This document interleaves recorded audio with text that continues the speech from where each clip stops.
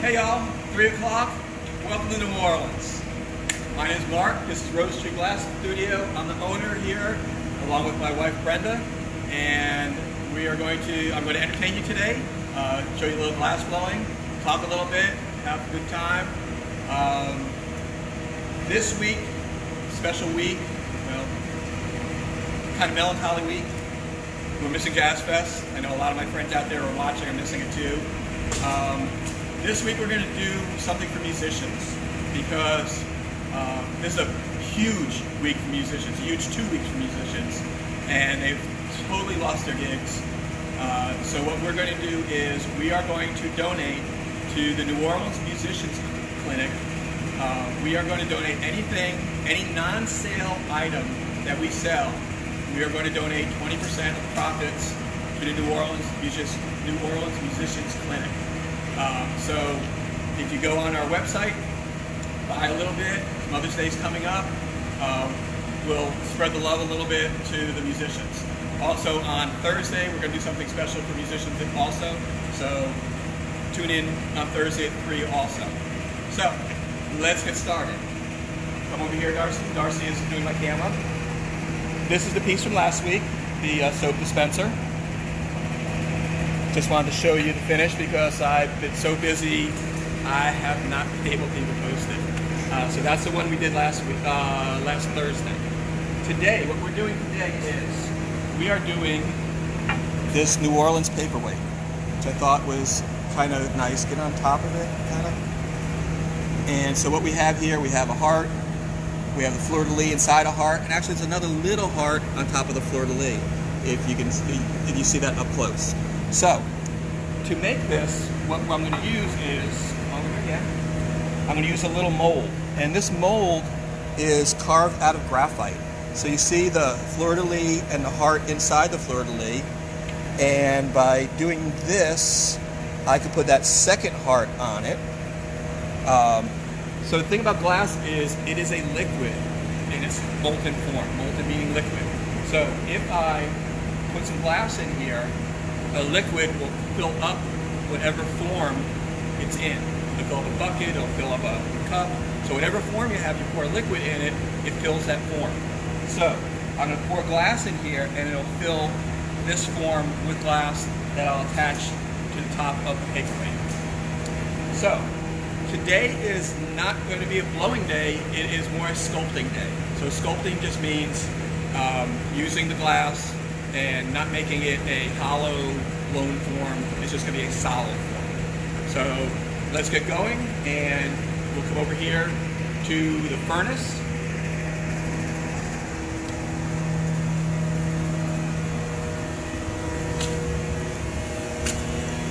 All right, this furnace. Okay, let's start here. This is a pipe warmer. Molten glass will not stick onto something that is not hot. So we always heat up the tips of the blowpipes or the rods, and that way the glass will stick to it when I put it into the furnace. The furnace is 2,050 degrees. We have 400 pounds of glass, up to 400 pounds of molten glass in there, and it stays on 24/7. If we turn it off, it'll take over a week to come back up to temperature because you have to do it very, very, very, very, very slowly, or the chamber inside will break. So we're going to get a little bit of glass out.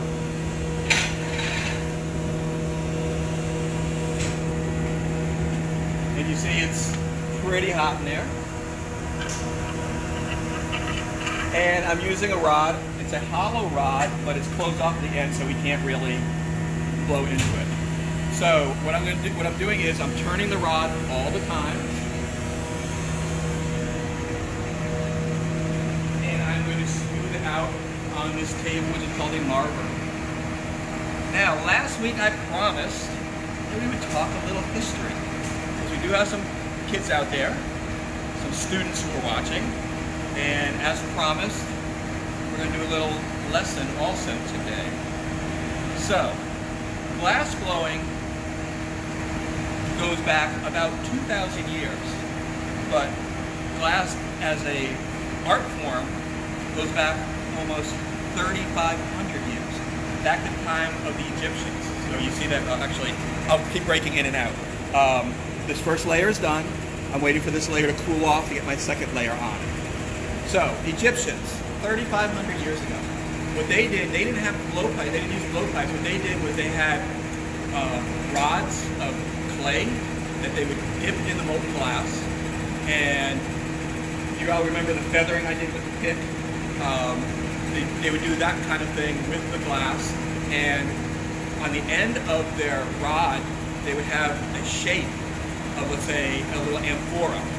And after they put the piece in the oven to cool off, they would chip out the inside to make the hollow in the amphora. So that's how the Egyptians did it. So I'm waiting again. I'm going to get another layer of glass. It's going to be 3 layers. So I have a little time to talk. So I'm going to get one more layer now and we'll talk a little bit more.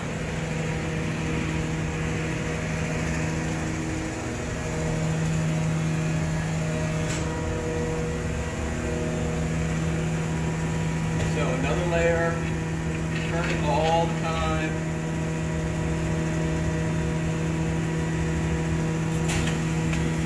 So for 1,500 years, this is how the glass forming was done. In about the 1st century BC, somebody came up with a brilliant idea of to put a hollow ceramic tube into the molten glass and gather the glass on the end and blow into the tube to form the shape of the hollow piece. So that happened around right where Lebanon, Israel, Syria, that area of the country is, the Middle East of the world, the Middle East, and that was during the Roman Empire. So the tradition of glass blowing spread throughout the whole Roman Empire, all the way around the Mediterranean to Italy, Spain, all these different places that the Roman Empire stretched. So the next big thing, as you see, my layers are, I have 2 layers and it's still cooling a little bit. I'm shaping it for the next layer. So that brings us up to 1,200 years later in Venice, Italy. Now you all know about Venice and Murano, and Venetian glass was thought of as being the most highly sought after glass there was because it was crystal clear. They call it crystallica, and nobody else could do that. Nobody else could figure that out. Okay, I'm gonna get another layer of glass, and I'll tell you about what happened in Venice in 1291.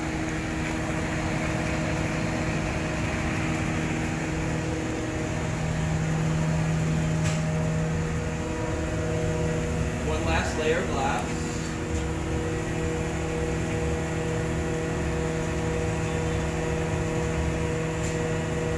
Keep turning, and now I'm going to start putting my color on it.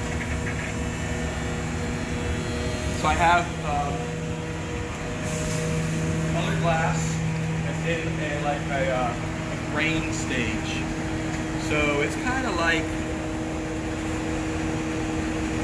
a little finer than salt. Now I'm putting that on. The glass sticks to the hot molten glass. And I'm going to put 2 layers of that on. I'm going to heat in between. So let's go back to Italy. So the Italians, the Venetians, they were sailors. They're big, they're very experienced sailors, and Venice became a port city.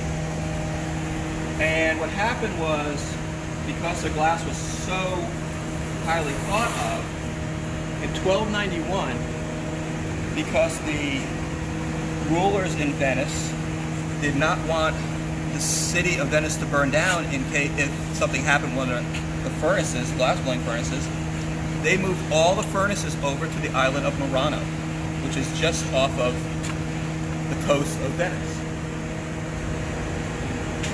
The only thing is, because they had secrets of how to make their glass, they kind of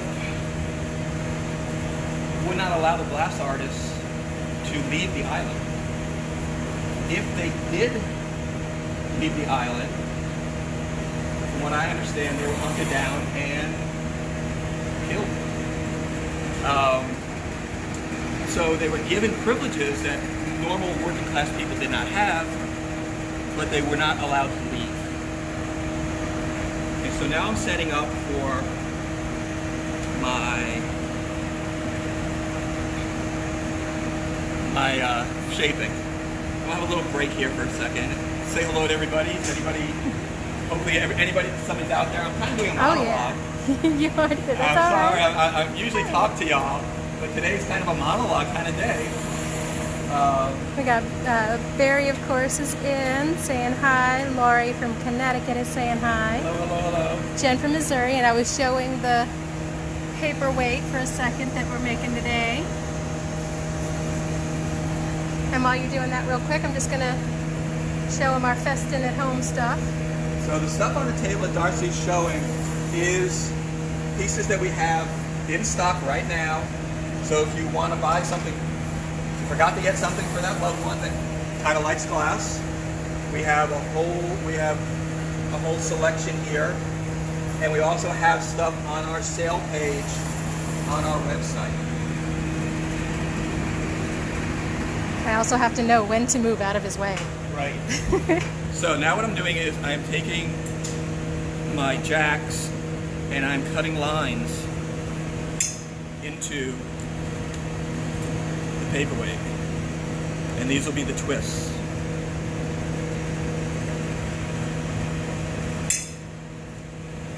So back to my monologue. I know you all want to hear more.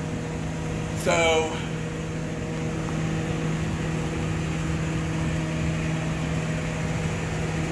the glass artists were in Murano.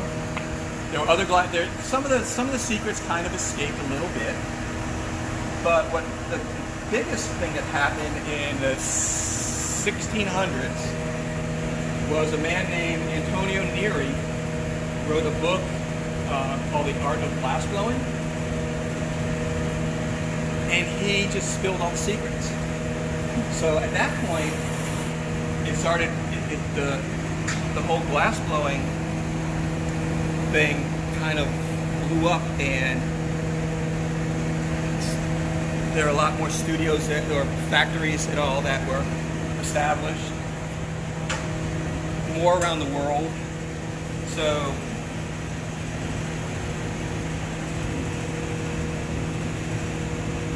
what I'm doing is I'm turning and crimping at the same time, and that'll get my twists.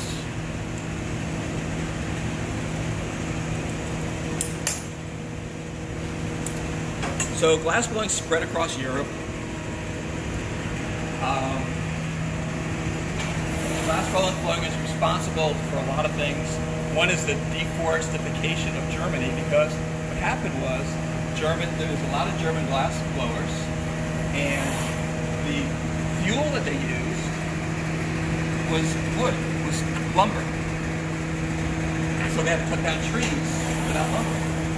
And what happened was, all across Germany and parts of Europe, the trees would disappear because they were making glass. Next big thing would be, and believe me, I'm going really fast through the history. Next big thing would be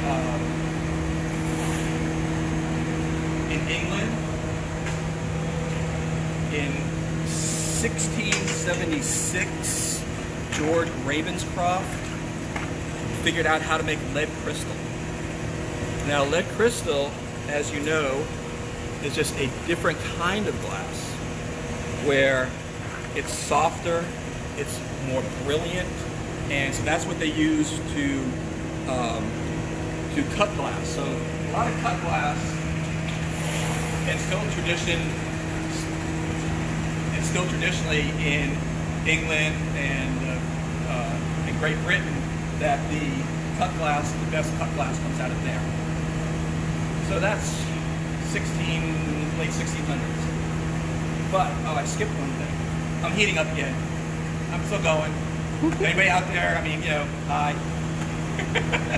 We've Beautiful got day lots of highs. here. Okay.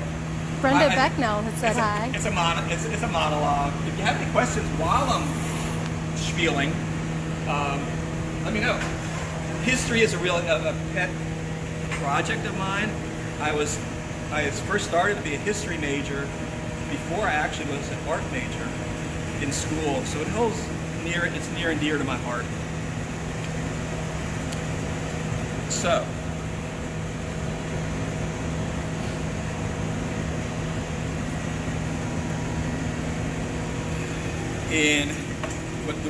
the one I forgot was in 1607, the New World. We are the New World here. So I'm letting this sink down a little bit and get a little bit more the round shape that I want. So we're the New World. So 1607, still not the United States, actually just being discovered over here. Jamestown. Jamestown was one of the first settlements here in the States. And the thing about Jamestown is the first industry that they thought to set up in this New World was glass blowing. Because in the New World, there's plenty of wood, plenty of trees to cut down for your fuel, and there's plenty of sand, which is the main ingredient to make glass. So they had all of their materials that they needed to make glass over here. The industry did not take off real well, so in about 30 years or so, they stopped the glass industry at Jamestown. And the glass industry started up a bit later. New Jersey area was real hot for glass factories and all. So I have my form done, and I'm going to let this cool a little bit. Then I'm going to make the heart go on top and then fuse them together. So 1800s, 1900s, we're going through to 1962, specifically 1962, Toledo, Ohio. And it was here that a chemist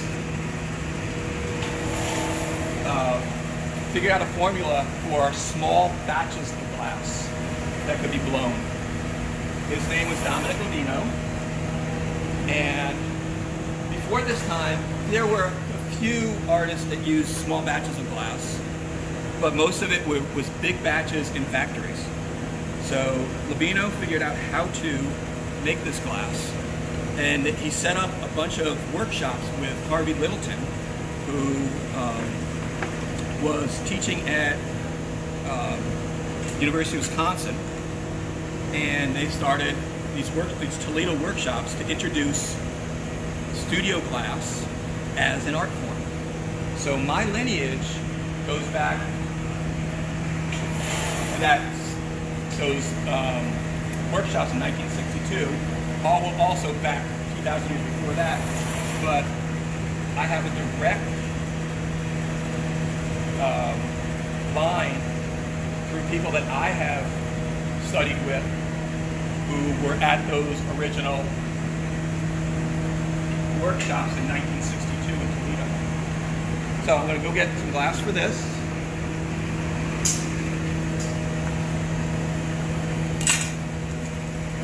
Right back. Just taking a look at what's being used and coming today. And I'm just in case you guys see anything you like.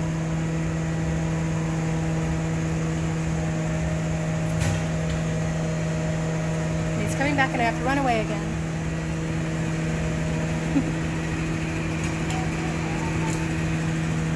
So you see I'm filling up that cavity, and you can watch the glass kind of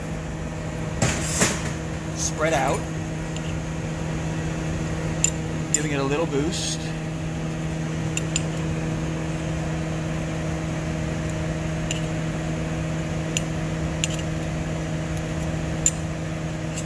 you see I have a heart of glass right there. And I'm heating this up because glass will stick to hot glass, but hot glass will not stick to cold glass.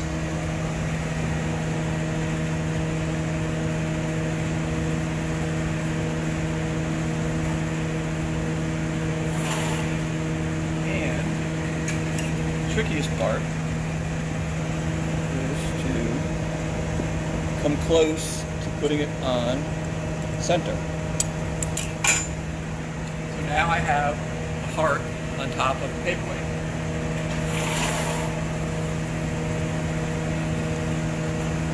So that is a very, very, very, very brief history of 3,500 years of glass blowing. Again, it's a passion of mine. Besides glass, history is kind of a passion. So it's kind of close to my heart. So Susan was asking, what keeps bubbles from forming in the molded piece? Just the way that it's dropped in there.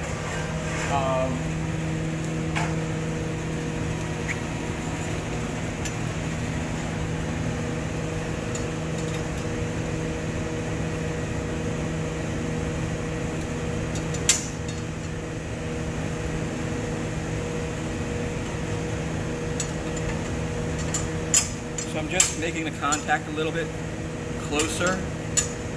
So Darcy, you can do a little close-up on that. Coming from front of front. So you see the fleur-de-lis inside the heart. Heat it one more time.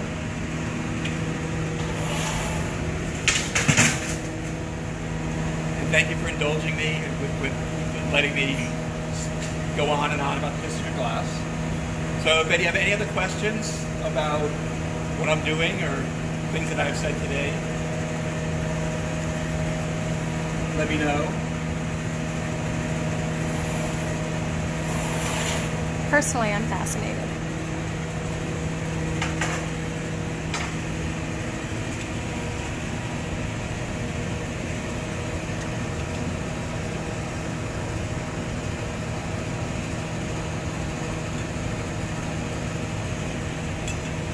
Okay, so next step is going to be, I'm going to iridize it with a special solution to get it metallic looking.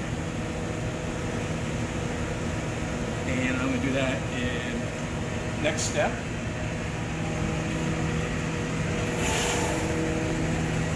And while I do that, Darcy can show you the pieces on the table again one more time that are available.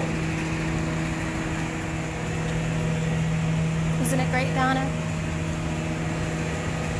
So when we get back to everything, you can always come out and make a small piece. I will ask him, Jimmy, when he gets back over here.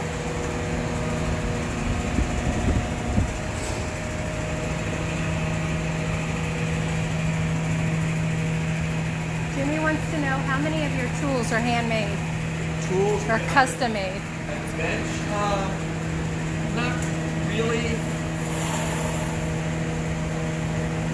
I mean, a custom made for glass blowers is a very small subset.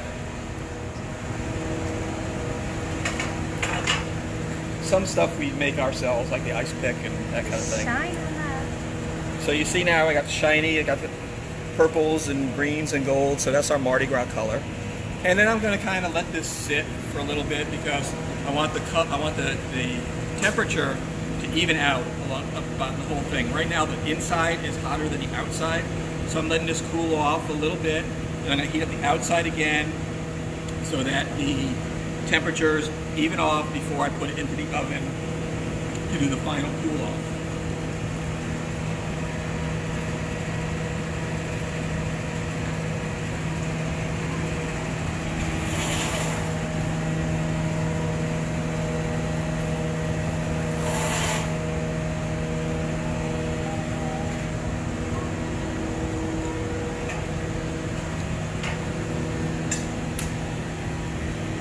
Alright, it seems to be pretty stable.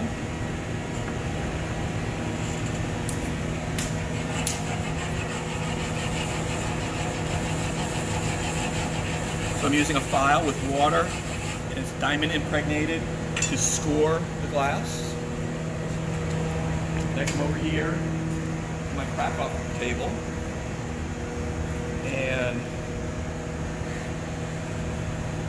I knock it with a piece of wood.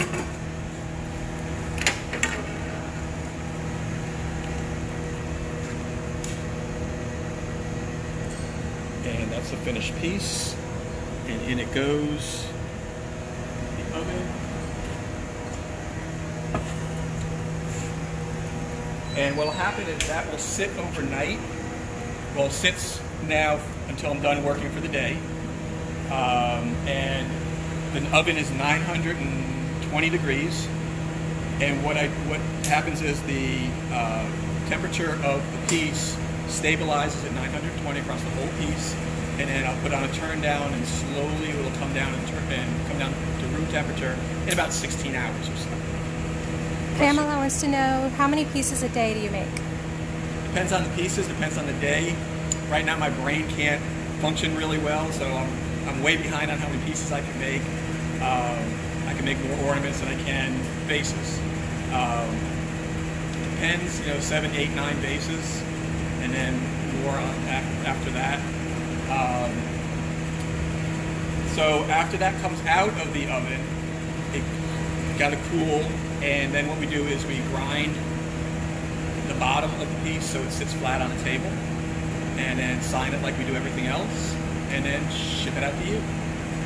So, I want to thank you all for coming. I'm sorry that I just went on and on and on. We didn't really have a conversation, but we'll have another conversation on Thursday.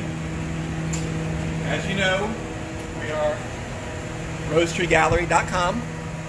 Facebook, we're Rosetree Blown Glass. Instagram, we're Rosetree Glass Gallery. And questions or whatever, contact me on Facebook. We have items up for sale. We probably will have some new Mother's Day type items tomorrow. We're putting stuff up as fast as we can. And then Thursday we'll have another special something for musicians, New Orleans musicians now. And remember, we're having a sale, not a sale, we're having a donation of 20% of our profits to New Orleans Musicians Clinic. Any non-sale piece that we have, that we sell, we'll give them 20% of the profits. So, thank y'all for coming. As always, be good to one another, take care of one another. Love y'all.